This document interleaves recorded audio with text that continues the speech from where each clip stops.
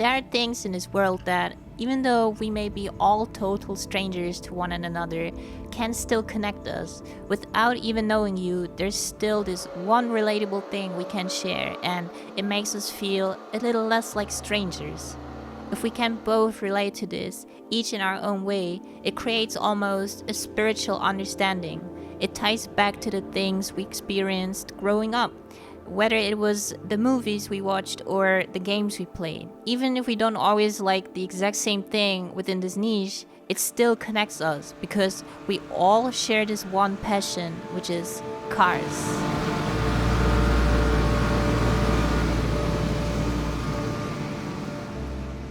Right now, in a world that feels so divided, where greed seems to be taking over and many of us are going through really rough times, some of you might relate to this feeling that our little four-wheel friends can keep us motivated.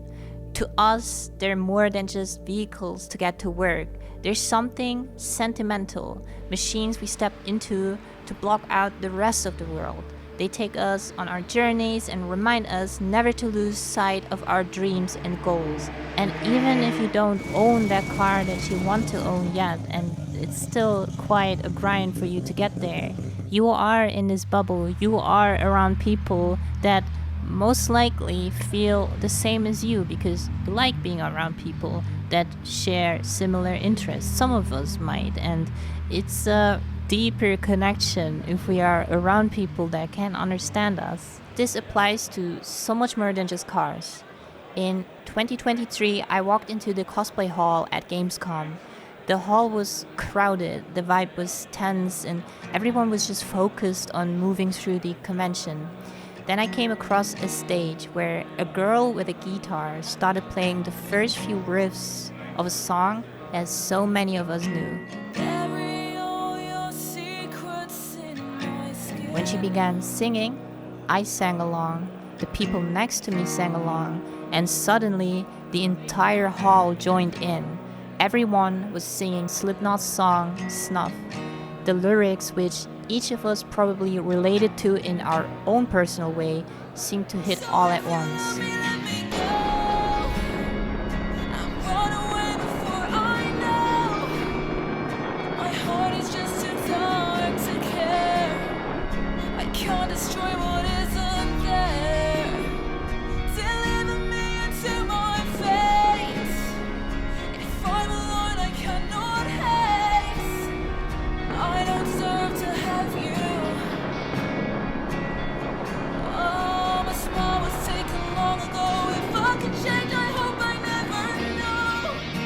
In that moment, in an overcrowded hall, the strangers around me didn't feel like strangers anymore. They felt like people who shared something deeply human. People who could each appreciate the song differently, but still together. And for a brief moment, we weren't strangers at all. Just humans, almost like a collective, who might understand each other more than we actually think. We often feel so different and divided, but maybe we aren't such strangers to each other after all. For those of us who love to drive or operate any kind of machine this way, we share the same passion, the feeling of being close to the ground and almost becoming one with the vehicle. That's what we truly love, the pure act of driving. Some of us get that through driving our car or driving a motorbike or driving a kart or even sim racing or games, but it's this connection with something that moves at speeds which is so addictive, fascinating, and while we do it, we do not focus on anything else.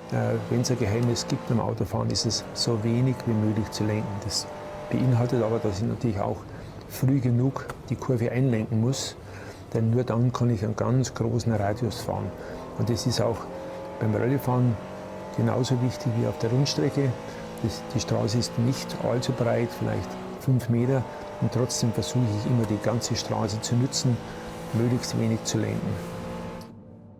I still remember this clip of an old man who had spent decades with his car. It was in a beautiful shape and you could tell it had carried him through so many important memories over the years. He was selling his beloved car, and when he came back to see it, he started to cry. Maybe he was remembering a late partner who once sat beside him in the passenger seat, or the people he met through that car. To him, it wasn't just a machine, it was a constant in his life, almost like a best friend. Watching him say goodbye to it was so heartbreaking. It was one of the few videos I've seen on YouTube that actually made me cry. But thankfully the new owner promised to stay in touch with him and reassured him that the car was in good hands, because this is something I think we can't understand. This is something that means so much to us. And that's exactly what I mean. To us, these four-wheeled machines are so much more than just vehicles. We love them. They're companions, our hope in difficult times, and sometimes even the very goals that help us push through those hard moments. For me personally, ever since Gran Turismo and Most Wanted, I fell in love with BMW. I was a huge fan of JDM, don't get me wrong, but having partially grown up with Japanese pop culture, being half Asian, and lucky enough to experience that part of culture in real life, deep down though, I knew I always wanted a BMW. But coming from circumstances that dream felt almost impossible, to be honest. I grew up in a normal working class family. My mother, who wasn't born in Germany, raised me here along with my father, and both they earned just about the average and lower average. So dreams like this to me seemed impossible. My parents wouldn't just hand me a car like that at my 18th birthday, and yeah, to me chasing something like this felt like reaching for the stars. My PC literally sat on the ground, like it was placed on the ground. I didn't have a chair. I learned sound designing on an old guitar amp with the most cursed setup imaginable, and I slept on a mattress on the floor. But, you know, I still had it better than most, and to me, I just set my goals and I said, I keep just grinding, and I always knew that one day I'd have my very own BMW. And when I first saw that fiery orange BMW appear on an early Top Gear review, I did fall in love. Over the years, as I became more deeply connected to motorsport through my career path and, you know, just going to the Nürburgring and working in motorsport, I did fall in love with the Nürburgring spirit, seeing the 1M lap the track again and again, and you wouldn't ever see it out in the wild, but when you went to the Nürburgring, you could see it, and I fell in love with it.